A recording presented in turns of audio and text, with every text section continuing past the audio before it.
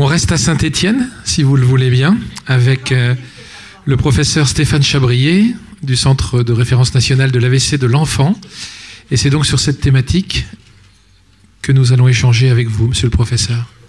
Je vous laisse prendre place tranquillement.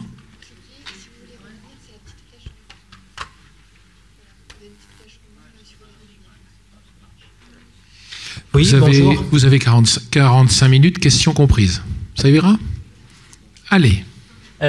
Oui, merci Françoise, merci aux Ardennais donc, de nous accueillir chez eux, merci à tous.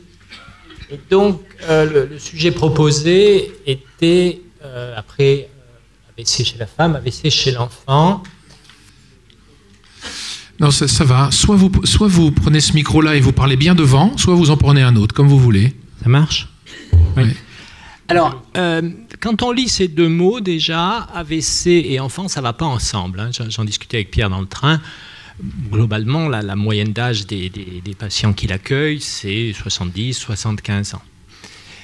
Donc, on ne s'imagine pas que les enfants fassent des AVC. Ils en font quand même, peu, mais ils en font. Et d'autre part, on a beaucoup parlé de facteurs de risque depuis ce matin. Les enfants n'ont pas de facteurs de risque d'AVC. Les enfants ne sont pas hypertendus, les enfants ne fument pas, les enfants ne sont pas âgés par définition, ne prennent pas la pilule, ne sont pas diabétiques, ils n'ont aucun des facteurs de risque classiques de l'AVC, et pourtant ils ont quand même des AVC. Donc on va essayer de trouver un petit peu leur spécificité, et spontanément, on évoque 3 spécificités chez l'enfant. Une spécificité épidémiologique, vous verrez que c'est très rare. Une spécificité étiologique, puisque vu qu'il n'y a pas les facteurs de risque classiques, il faut bien qu'il y ait d'autres causes. Vous voyez là, par contre, que je n'ai pas mis la spécificité clinique. Pourquoi ? Parce que la présentation clinique d'un enfant qui fait un AVC, vous la connaissez tous, c'est la présentation clinique d'un adulte qui fait un AVC. La seule chose qui fait la différence, c'est qu'on n'y pense pas chez l'enfant. Mais en gros, c'est exactement la même chose. Et enfin, une chose mais qui ferait un chapitre à lui tout seul qu'on ne va pas aborder, on a parlé tout à l'heure des séquelles post-AVC, les enfants ont cette particularité d'être en développement. C'est-à-dire qu'une fois que la lésion cérébrale sera là, a fortiori si elle est périnatale, eh bien l'enfant se construit autour de cette lésion cérébrale. Et que certaines séquelles qu'on pourrait voir chez un adulte ne sont pas apparentes chez un enfant, et elles n'apparaîtront qu'au fur et à mesure des développements quand la fonction correspondante sera acquise. Et on a parlé tout à l'heure de diaschisis, de connectome. Il faut savoir, on le sait par des études cliniques, sociologiques ou même neuroscientifiques, que le fait d'avoir une lésion focale dans un cerveau nouveau-né, même si la lésion elle-même est focale et de petite taille, elle perturbe l'ensemble du connectome du futur adulte. Donc votre cerveau sera complètement réorganisé et l'enfant qui est autour du cerveau sera lui-même complètement réorganisé. Plusieurs tableaux cliniques, les 3 en noir sont ceux que vous connaissez, c'est exactement les mêmes que chez l'adulte, plus une entité particulière dont on ne parlera pas non plus parce que c'est un monde en soi, c'est l'infarctus du bébé. C'est-à-dire quelques jours de vie. Ce qu'on appelle les grands enfants, c'est à partir de quelques jours de vie, même s'ils ne sont pas très grands. Et on ne va pas parler des infarctus périnatales. Je vous mets juste une diapo. Vous voyez qu'il y a X types d'infarctus périnatal et on pourrait faire 45 minutes sur l'infarctus périnatal, donc on ne va pas les faire. Un petit bout d'épidémiologie. Bon, il y a eu différentes études montrant des incidences un petit peu divergentes, surtout du fait des faibles échantillons de population.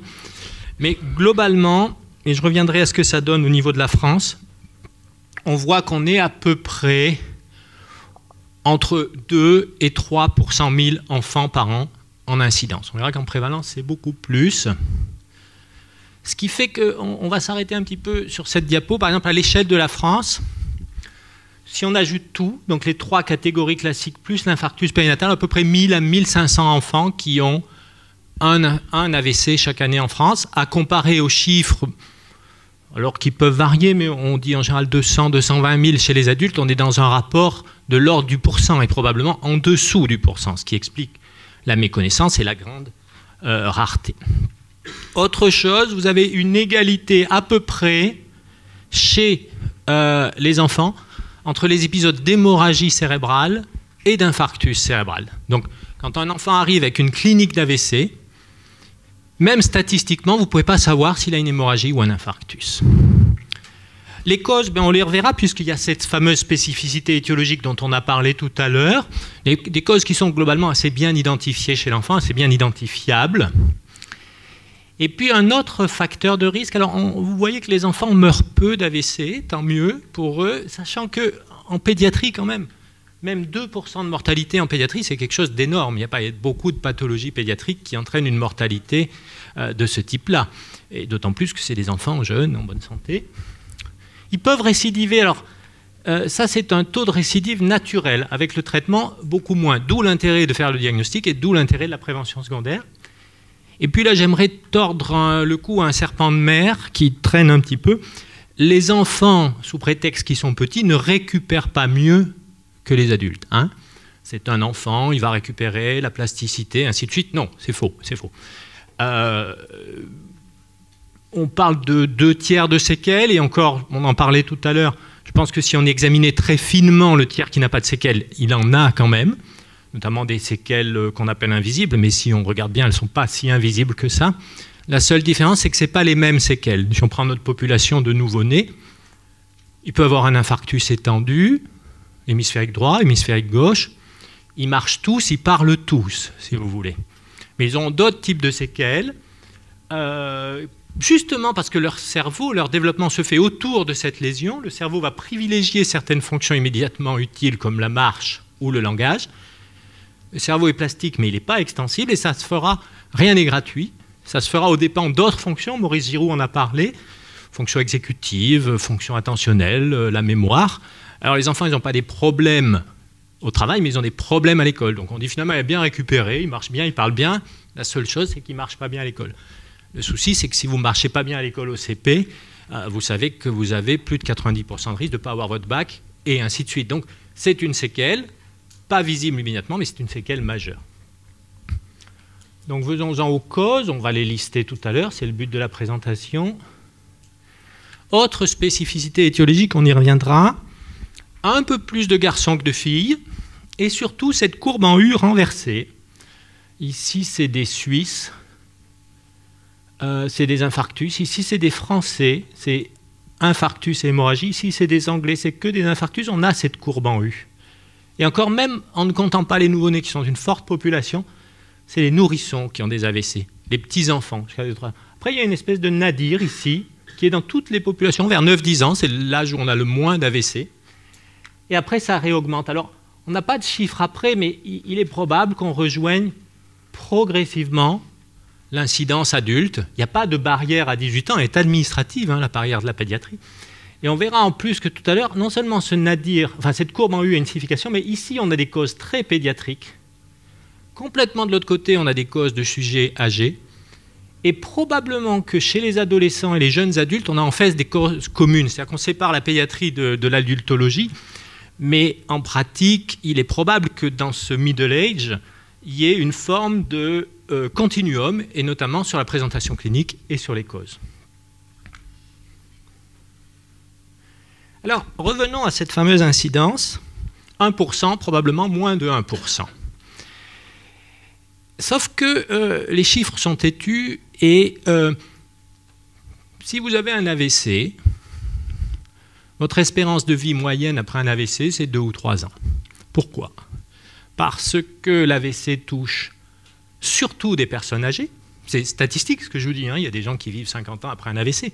Mais ça touche des personnes âgées, et en plus des personnes âgées polypathologiques, notamment en vasculaire. Et donc, si vous avez 82 ans et un AVC, déjà votre espérance de vie moyenne sans AVC était déjà faible. Et si en plus, les gens qui ont un AVC ne meurent pas forcément d'AVC, mais d'un infarctus du myocarde ou ainsi de suite. Nous, nos enfants, c'est exactement l'inverse. Ils sont jeunes, par définition, et ils n'ont pas de pathologie sous-jacente. On sait qu'il y a une grande cause d'infarctus cérébral qui est l'athérome, tous les facteurs de risque. Chez les enfants, c'est une cause aiguë, on les verra, et qui disparaît. Donc si on reprend nos enfants, qui ont une espérance de vie moyenne, mettons, de 70 ans après l'AVC, Ben, chaque année, sur ces 1000 enfants, se crée une cohorte de 1000 enfants avec des séquelles qui vont vivre 70 ans. Et que donc, on estime qu'à peu près en France, il y a 70 000 personnes qui vivent avec des séquelles d'AVC qu'ils ont eues dans l'enfance. Alors, ce n'est pas forcément des enfants, ce n'est pas forcément encore des enfants, mais ils ont eu leur AVC dans l'enfant. Ce qui fait que de l'incidence de 0,5 à 5%, la prévalence, alors pas la prévalence de l'AVC, parce que l'AVC c'est aigu, il n'y a pas de prévalence, mais la prévalence des séquelles dans une population de personnes qui ont eu un AVC, à peu près 10% ont eu cet AVC dans l'enfance. Donc on passe d'un facteur 10. Or, dans un accident vasculaire, accident de la route, finalement le coût humain, le coût social, le coût personnel, le coût économique, c'est la prévalence qui compte. Si un accident, vous n'en gardez pas de séquelles, c'est un mauvais souvenir. Et donc finalement, cette prévalence, elle est beaucoup plus importante en vraie vie, en population, que ce que laissent penser les chiffres d'incidence brute, puisqu'on voit que plus des 2/3 des enfants gardent des séquelles. Bonne nouvelle quand même, depuis que les soins s'améliorent, notamment pour la drépanocytose, le traitement neuroradiologique, neuro-interventionnel des malformations vasculaires, la mise en place de la prévention secondaire, la mortalité est en baisse chez les enfants, pas le risque de séquelles. Et en plus, bon, bah, ça c'est pareil chez les adultes, l'accident lui-même n'est que la partie émergée. Il y a toutes ces lésions qu'on appelle silencieuses, mais qui ne le sont pas, qui sont des lésions de microsaignement, de gliose, d'ischémie chronique, notamment dans les pathologies vasculaires sévères de l'enfant, comme la drépanocytose ou le moyen-moyen. Voilà, donc ça on l'a dit. Alors, revenons-en à la présentation clinique. Quand on était petit, quand on était à l'école, on apprenait que ce que faisait la marque de l'AVC, on en a parlé tout à l'heure, c'était un déficit neurologique, focal, soudain. Faisons le pari que si dans cette salle, n'importe qui parmi nous fait brutalement, là, dans la seconde qui suit, un déficit moteur et une aphasie, tout le monde pensera à un AVC, tout le monde fera le 15, et que cette personne sera transférée immédiatement à l'hôpital Manchester, puisque j'ai appris qu'il s'appelait comme ça, et qu'en plus tout le monde sera averti pour une IRM, un scanner, une thrombolyse, un transfert, que sais-je. La même personne qui n'a pas 40 ans, mais qui en a 8 par exemple, fait les mêmes symptômes, et personne ne pense à un AVC. Le délai médian du diagnostic d'un AVC chez l'enfant, c'est supérieur à 24 heures. Et après, on va venir nous parler de thrombolyse, de thrombectomie, alors qu'en fait, on n'est même pas capable, et quand je dis on, c'est les professionnels, c'est les parents, c'est l'entourage, c'est tout le monde, de faire le diagnostic dans les 24 heures. Donc vous mettrez un peu d'aspirine, c'est déjà très bien, mais la thrombolyse, oubliez-la à 24 heures. Puis je vous demandais, docteur, s'il vous plaît, de vous approcher un tout petit peu plus, oui, s'il vous plaît, merci. Merci. Et donc on va penser qu'il a une crise d'épilepsie, on va penser qu'il a une encéphalite, un herpès, que sais-je, il sera noyé de Zovirax, mais enfin, on lui fera peut-être un scanner histoire de vérifier qu'il n'a pas saigné dans sa tête, mais c'est tout. Seule différence, je dirais, on va voir la fréquence des crises d'épilepsie. Plus on est petit, plus on convulse. D'ailleurs, les nouveau-nés font 100% de crises d'épilepsie, 0 déficit. Les nourrissons, mais en fait, ils font des crises, certes, mais ils sont déficitaires. Or, la crise d'épilepsie classique de l'enfant, même si elle est focale, il n'est pas déficitaire, ou en tout cas, il ne va pas rester déficitaire longtemps. Et a fortiori, s'il reste longtemps, il ne faut pas dire c'est une paralysie post-critique, il faut faire une imagerie, qui est le seul moyen de confirmer le diagnostic, et en plus, il faut faire une IRM. Enfin, en même temps, il faut faire une IRM, il faut faire une imagerie qui est une IRM. Voilà, simplement, bon, bah, les signes focaux, plus de 80%, et il y a 2 signes focaux chez l'enfant, c'est l'hémiplégie et le trouble du langage. Ici, simplement, quelle que soit la tranche d'âge, c'est 80% de signes focaux. Et puis les crises d'épilepsie, ce qu'on avait dit là, qui sont très fréquentes en dessous d'1 an, qui diminuent ensuite pour rejoindre la proportion adulte. Après, forcément, plus on est petit, moins on a de troubles du langage. C'est même assez curieux de trouver 13% de troubles du langage en dessous d'1 an, mais ça veut dire que les signes évoluent exactement avec le développement de l'enfant. C'est le principe du développement dont on a parlé tout à l'heure. Il y a pas mal de diagnostics différentiels, c'est pas le problème. Un enfant qui a un déficit focal soudain, neurologique, a un AVC jusqu'à preuve du contraire, il doit avoir une imagerie, et en plus, l'avantage de ces diagnostics différentiels. Alors bon, c'était une diapo faite pour les infarctus, ça c'est pas des vrais diagnostics différentiels, ce sont des AVC. C'est que pour les diagnostiquer, il faut faire une imagerie. Donc de toute façon, votre imagerie, elle sera utile soit au diagnostic positif, soit au diagnostic différentiel, qui lui-même nécessitera une thérapeutique spécifique. Donc, on plaide pour que ces enfants ne soient pas pris, je dirais, à la légère. On en a parlé tout à l'heure pour l'AIT chez l'adulte, par exemple. Il y a peu d'AIT chez les enfants, mais un déficit doit amener à l'IRM. Ou en tout cas, un déficit doit amener à l'imagerie qui est, pour nous, mais pas que pour nous, une IRM. Alors, on va s'arrêter 2 minutes. Il a quand même été assez bien prouvé que le scanner, ça servait à 2 choses. Un, à irradier les enfants, notamment leurs cristallins. Donc, si vous irradiez les cristallins à 2 ans, vous pouvez avoir une cataracte à 35. Je ne dis pas qu'il ne faut pas faire de scanner quand c'est utile. Mais enfin, si on peut l'éviter, c'est tout. Et deuxièmement, ça servait surtout à retarder le diagnostic parce que très souvent, le scanner est normal. Et donc, on ne sait pas trop quoi en faire, mais il est normal. Et c'est encore plus tard qu'on se dira, tiens, si on faisait une IRM. Donc, en fait, le seul examen qui est le plus précis et le plus sensible, c'est l'IRM. Et un autre serpent de mer, on peut faire des IRM chez les enfants. On peut faire des IRM rapides, même chez les petits. Il faut faire au mieux toutes ces séquences dans l'ordre.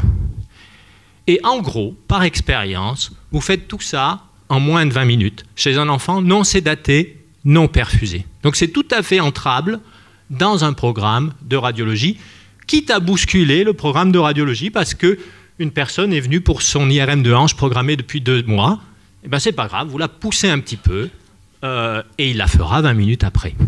Pour lui et sa hanche, ça ne changera pas grand-chose. Pour l'enfant, ça peut changer. Petite astuce, les enfants n'ont pas peur de l'IRM, il suffit de leur expliquer.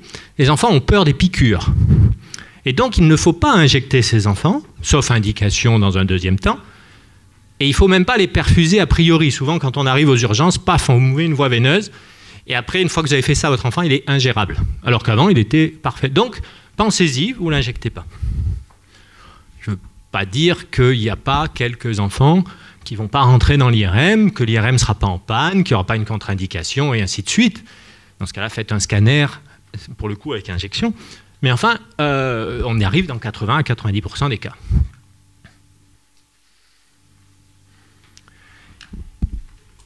Et puis, donc, maintenant qu'on a fait un petit peu la généralité, la spécificité épidémiologique, vous êtes aussi intéressé par la spécificité étiologique, les causes.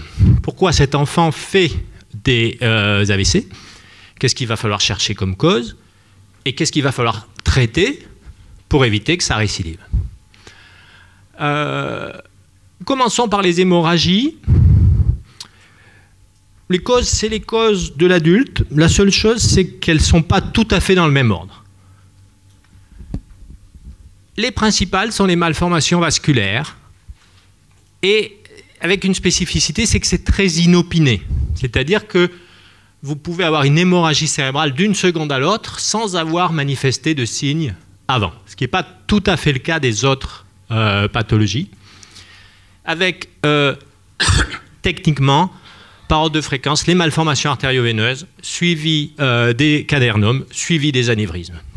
C'est des choses techniques. Une fois que vous avez fait le diagnostic, vous confiez votre jeune à un neurochirurgien, à un neuroradiologue interventionnel, il saura faire.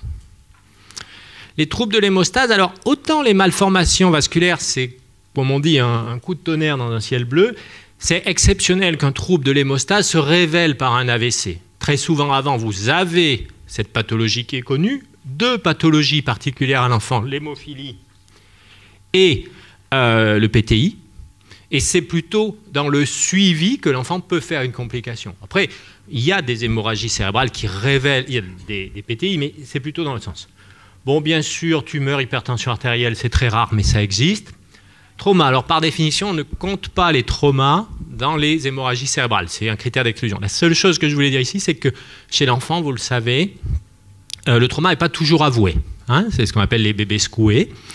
Et vous pouvez avoir un enfant qui se présente avec une hémorragie cérébrale qui est en fait un trauma. Alors, on est à la limite de l'AVC, on est vraiment dans le diagnostic différentiel, mais je le dis parce qu'un hématome sous-dural chez un nourrisson, une hémorragie même intracrânienne, peut révéler un traumatisme non avoué, ce qu'on appelle un bébé secoué. Voilà, c'est des enfants de 7-9 ans, il faut les traiter. Est-ce qu'il faut poursuivre dans le sens génétique? Je n'ai pas la réponse, ça dépend un petit peu du contexte familial. Et puis voilà, oui, donc là, on ne dit rien. Thrombose veineuse, probablement de fréquence sous-estimée chez l'enfant pour 2 raisons. D'abord parce qu'on ne passe pas trop aux AVC chez l'enfant et que dans les AVC, la thrombose veineuse est souvent la plus difficile à pister. Hein.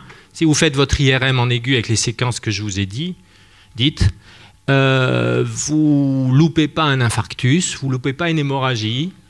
Parfois, il faut aller chercher la thrombose veineuse par des techniques radiologiques particulières. Et en gros, encore ces histoires d'âge, on est obligé de raisonner en âge chez les enfants parce qu'un nouveau-né, ça n'a pas grand-chose à voir avec un nourrisson qui lui-même n'a pas grand-chose à voir avec un adolescent. Le plus souvent, on retient une cause obstétricale chez les nouveau-nés. On a parlé du perpartum tout à l'heure, donc ça peut être compliqué chez les mamans, mais c'est parfois aussi compliqué chez les bébés. Donc tout ce qui est hypoxie perpartum. Des thrombophilies majeures, alors là je parle des déficits en antithrombine à 0% par exemple, peuvent se manifester dès la naissance par une thrombose extensive dont cérébrale.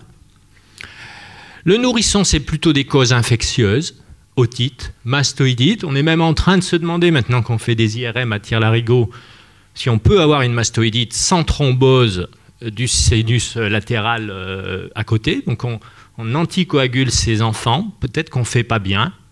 Et chez les plus grands, on arrive doucement vers les causes adultes et notamment tout ce qui peut être pathologie inflammatoire, maladie de B7 et ainsi de suite. Ça va dans le temps?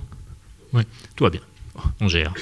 Alors, et puis on va rentrer un petit peu dans la catégorie des infarctus artériels, puisqu'on a vu que finalement les 2 autres catégories ne sont pas très différentes. Pourquoi un enfant va faire un infarctus cérébral? Il n'a aucune raison de faire un infarctus cérébral. Pourtant, on estime qu'à peu près 100, 200, 300 enfants par an font un infarctus cérébral, hors nouveau-né. Pathologie cardiaque, oui. 15, 20, 25% des enfants qui ont un infarctus cérébral ont une cardiopathie sous-jacente. Attention, dans nos pays où il n'y a plus de rhumatisme articulaire aigu, il n'y a plus de valvulopathie, il n'y a plus de troubles rythmiques. Donc ce n'est pas les mêmes cardiopathies. Il n'y a que 2 types de cardiopathies qui, en général, entraînent des infarctus cérébraux chez l'enfant. C'est les cardiopathies qu'on appelle cyanogènes, c'est-à-dire soit avec shunt gauche-droit exclusif, soit avec cavité unique. Et pourquoi? Parce que ces cardiopathies entraînent un shunt gauche-droit obligatoire, un espèce de FOP permanent shuntant droit-gauche. Donc à ce moment-là, le sang périphérique va directement dans le cerveau. Et en plus, comme ces cardiopathies sont cyanogènes, elles augmentent l'hématocrite, la viscosité du sang, les thromboses veineuses périphériques. Et comme il y a un shunt, un caillot qui partirait, il ne va pas dans les poumons, il va dans le cerveau. Par contre, ces cardiopathies, c'est comme l'hémophilie, vous ne la découvrez pas sur l'AVC. C'est un enfant qui a une cardiopathie cyanogène connue, il est tout bleu, il a un souffle, on ne peut pas le louper, et il fait un infarctus, et notamment, faisons très attention, il fait un infarctus quand on va titiller son cœur, soit en chirurgie, soit en cathétérisme. Il y a quelques catégories, il y a quelques signes à retenir chez les infarctus, pour les infarctus cardio-emboliques de l'enfant. Voici un scanner, je vous ai dit de ne pas faire de scanner, donc je vous montre un scanner. Mais les infarctus sont souvent étendus, avec transformation hémorragique, alors que les infarctus artériopathiques, dus à une maladie des artères cérébrales, sont beaucoup plus focaux, beaucoup plus petits. Et d'après ce que je vous ai dit, comme la cardiopathie est facilement diagnosticable, l'histoire clinique, l'auscultation, l'électrocardiogramme et l'échocardiographie transthoracique suffisent à faire le diagnostic de 99,99% des cardiopathies de l'enfant, sachant que l'autre grande catégorie, à part les cardiopathies congénitales, sont ce qu'on appelle les myocardites ou myocardiopathie dilatée. Votre cœur est tout dilaté, il bat presque plus. c'est pareil, on ne peut pas le louper ni à l'auscultation, ni à l'échographie transthoracique, parce que vous avez un cœur extrêmement dilaté et parfois un caillot à l'intérieur de ce cœur dilaté.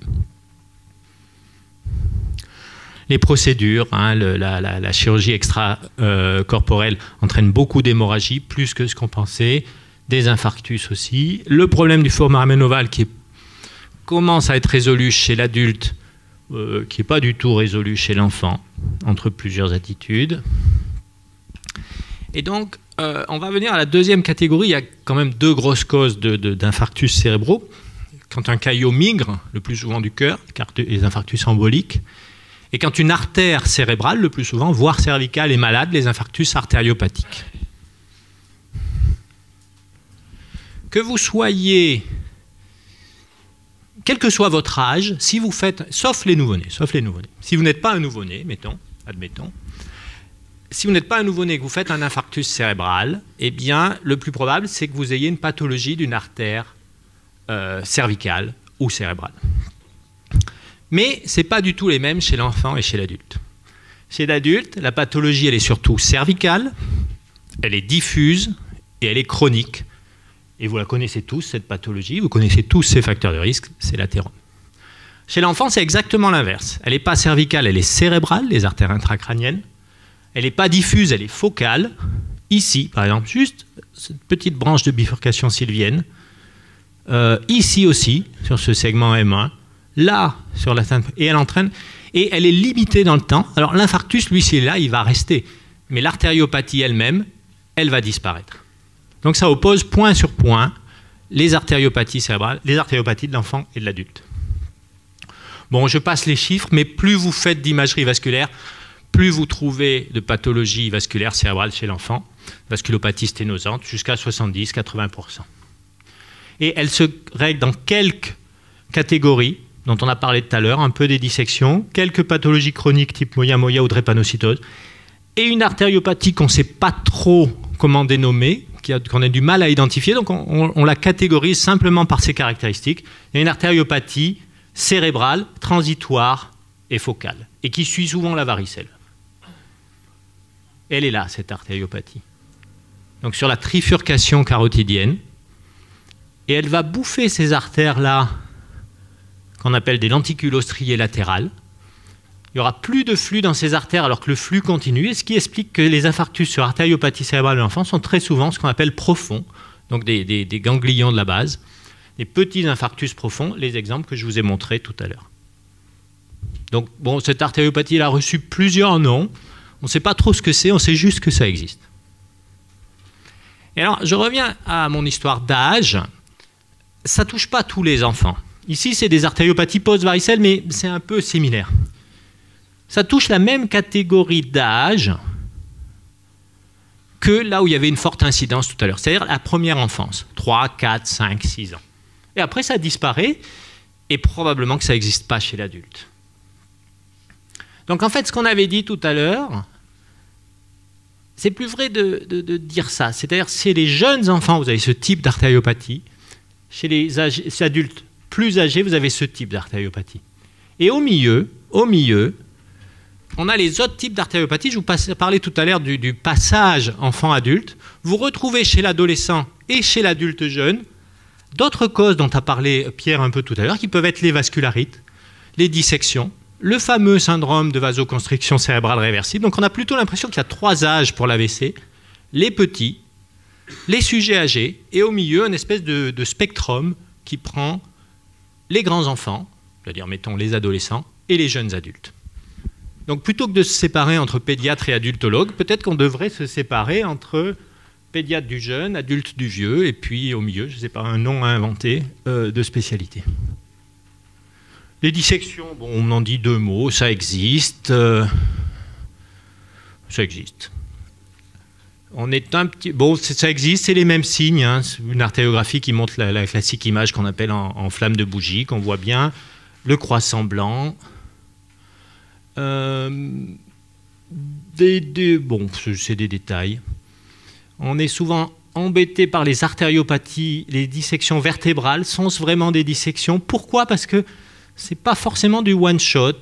Ça peut récidiver, y compris à distance. on ne sait pas trop quoi faire de ces artériopathies. Donc, bon, on verra peut-être tout à l'heure pour les questions. Je dirais qu'on a un petit peu discuté les différentes causes, et on pourra y revenir si vous voulez. Je voudrais dire, bon, dans les 5 minutes qui restent, le traitement, parce qu'il faut bien parler du traitement, mais pour faire un traitement, il faut le reconnaître. Donc, je reviens à ce que j'ai dit tout à l'heure. Pensez que l'AVC existe chez l'enfant, c'est rare, mais ça arrive, hein, on parlait de Saint-Étienne tout à l'heure. Bon, bon an, mal an, on voit une dizaine d'enfants avec AVC chaque année. Donc, je ne sais pas combien tu en vois, Pierre, mais toi, c'est plusieurs par jour. Mais enfin, ce n'est pas la même échelle. Mais ce n'est pas parce que ce n'est pas la même échelle que ça n'existe pas et qu'il ne faut pas y penser. Autre chose, les enfants sont globalement moins malades que les adultes. Donc, sur la masse d'enfants qu'on voit qui est déjà plus faible, il y a aussi plus d'AVC en relatif. Un enfant, ce n'est pas fait pour être malade, quoi, je dirais. Normalement, les enfants ne sont pas malades. Alors, on va parler du traitement en phase aiguë, semi-aiguë. Je ne parle pas de tout ce qui est soins de suite. Vous en avez parlé ce matin pour les adultes. Il y a des débats importants pour les adultes. Sachez qu'il y a les mêmes pour les enfants. Récupération, plasticité, crowding, vraie vie, inclusion, participation, enfin, c'est exactement les mêmes questions et on pourrait aussi faire 3 quarts d'heure sur la rééducation post-AVC de l'enfant. Puisqu'on a vu qu'on arrivait trop tard pour les traitements hyperaigus, même si on en dira 2 mots, et qu'on ne parle pas de rééducation, il nous reste une chose à traiter qui est la prévention secondaire. Parce que les AVC chez l'enfant, ça arrive, et surtout ça récidive. Donc, puisque vous arrivez trop tard, au moins faire le bon diagnostic étiologique et mettre en place la bonne prévention secondaire qui nécessite une analyse clinique fine, un bilan complet. Il faut bien savoir que dans la littérature, en 2019, il n'y a pas d'études fondées sur des preuves pour le traitement de l'AVC de l'enfant, sauf dans une pathologie qui est la drépanocytose. D'ailleurs, quand on parle d'études adultes, où il y a 1000 patients, 2000 patients, 20 000 patients, où on compare 80 mg d'aspirine à 100 mg d'aspirine plus Plavix, oubliez tout ça chez l'enfant, ça n'existe pas. Alors, ce n'est pas parce que ça n'existe pas qu'il n'y a pas de référentiel, je vous en ai mis quelques-uns, notamment le tout dernier, là, 2019, et donc des référentiels qui sont basés, puisqu'il n'y a pas de preuves, sur l'expérience des auteurs, sur l'analogie avec la pathologie adulte correspondante quand elle existe, et sur l'expérience clinique, et sur quelques études observatoires. Je vous les mets. Bon, globalement, on en a parlé tout à l'heure, il n'y a pas d'UNV chez les enfants. Il n'y en a pas parce qu'il n'y a pas le marché, si je puis dire, il n'y a pas la masse critique. Peut-être quelques UNV en région parisienne, à Bicêtre, à Necker, mais c'est un petit peu les seuls endroits. Et pourtant, tout enfant qui a un AVC ou qui a une suspicion d'AVC jusqu'à la confirmation du diagnostic ou l'infirmation doit être hospitalisé en unité de réanimation ou en tout cas de surveillance continue pour surveiller et surtout vérifier l'homéostasie. On en a parlé tout à l'heure, l'oxygène, il faut être en normo-tout globalement. Normoxie, normoglycémie, normothermie. La seule chose que vous pouvez supporter, c'est un petit peu d'hypertension à la phase aiguë d'une hémorragie ou d'un infarctus. Pour le reste, soyez en normo-tout. Et où est-ce qu'on est en normo-tout? Où est-ce qu'on peut être surveillé pour être en normo-tout? C'est en réanimation. Donc un enfant qui a un infarctus, un AVC, doit être hospitalisé en réanimation et éviter les complications secondaires, la douleur, les crises d'épilepsie et ainsi de suite. Thrombose veineuse, c'est assez bien considéré, hormis chez le nouveau-né, mais on ne parle pas des nouveau-nés, traitement anticoagulant. Infarctus général, d'une manière générale, les antiplaquettaires, et au premier rang duquel l'aspirine, plutôt à la dose de 3 à 5 mg kg. Probablement que 1, ce n'est pas assez, et c'est le cas général. La drépano, c'est un monde en soi, il faut faire un échange transfusionnel en urgence, puis après des transfusions régulières. Les embolies cardiaques en général de l'anticoagulation, les dissections cervicales, même si c'est discuté, anticoagulation ou antiplaquettaire. Voilà, maintien de l'homéostasie, je l'ai dit. Je l'ai dit aussi. Voilà, alors quelques études cliniques qui sont en cours, notamment cette espèce d'artériopathie focale transitoire dont on ne sait pas trop ce que c'est, mais qui est peut-être inflammatoire. Des études qui vont démarrer en France, aux États-Unis, sur l'intérêt des corticoïdes. Voilà, on a fini. Donc, en gros, pour dire que l'AVC chez l'enfant, ça existe, ça laisse des séquelles, ça doit être connu, ça doit être traité. Qui a un centre national de référence de l'AVC de l'enfant? On entend parfois dire qu'il est à Saint-Étienne. Non, c'est un centre national. Il y a juste une antenne à Saint-Étienne. Moi, j'en fais partie et je travaille à Saint-Étienne. Mais il y a des antennes un peu partout en France. Hein. Ce n'est pas stéphanois, ce centre. Que ce centre a un site internet que je vous conseille de visiter si les choses vous intéressent. Une adresse internet, email, je voulais dire, que j'ai donnée à Françoise si des gens demandent des conseils. Et on fait une fois par semaine, à titre de formation, d'information, une RCP par webconférence et qui, si vous êtes intéressé par présenter une histoire d'un enfant qui a eu un AVC qui vous embête et d'en discuter l'étiologie, d'en discuter le traitement, d'en discuter l'évolution, on fait ça les vendredis après-midi par webconférence. Et ben voilà, merci.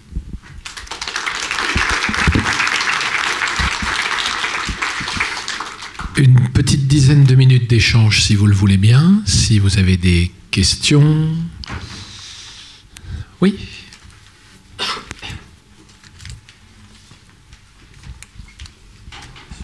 Merci. Michel Ecli, France AVC 68, Alsace. J'ai fait un AVC à 57 ans et grâce à l'AVC, on m'a découvert un foramen ovale. Alors pourquoi avoir attendu 57 ans pour découvrir la petite bestiole là, quoi? C'est la question? Pardon? C'est la question. C'est la question. J'ai pas la réponse. C'est la réponse, merci. Merci de l'avoir posée. Non, si on faisait une échographie cardiaque à tous les gens qui sont dans cette salle, on découvrait, je sais pas, Pierre, 10% de FOP?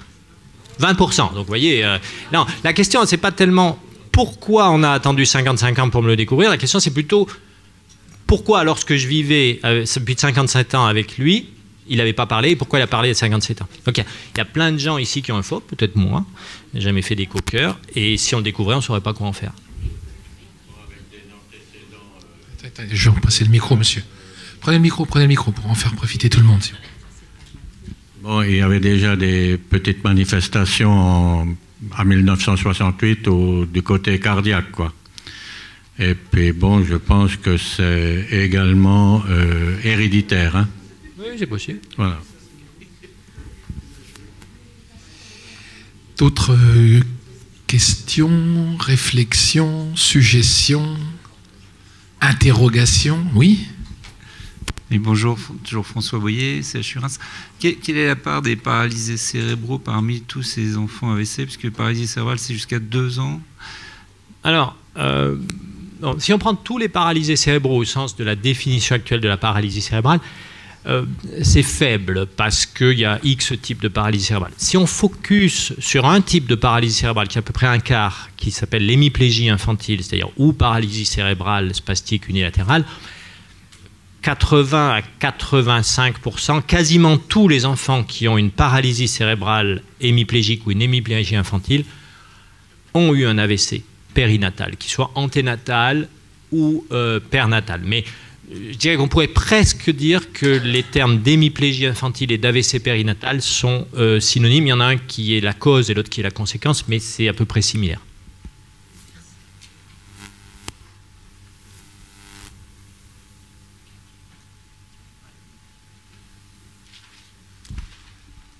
D'autres questions? La petite dernière?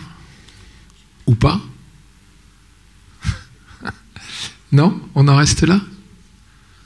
Ok. Merci beaucoup, monsieur.